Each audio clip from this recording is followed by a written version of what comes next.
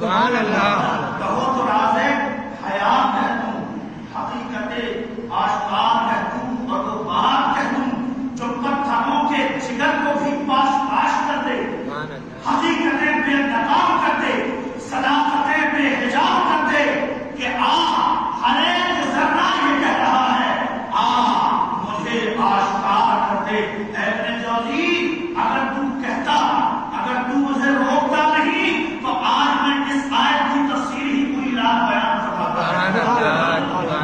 غوث اعظم رضی اللہ تعالیٰ عنہ کا علم ہے، حضور غوث اعظم رضی اللہ تعالیٰ عنہ کا یہ علم ہے کہ آپ ایک آیت کی اس انداز میں تفسیر بیان فرما رہے ہیں کہ آپ کو دیکھنے کے بعد وہ جو آپ کے مخالف تھے، وہ جو آپ سے دور بھاگتے تھے، وہ آپ کے قدموں میں گر گئے، آپ کے قدموں میں گر گئے. اور فرماتے ہیں اللہ کے نبی صلی اللہ تعالیٰ علیہ وسلم، یقین جانو اللہ تبارک و تعالیٰ جسے چاہتا ہے عطا فرما دیتا ہے.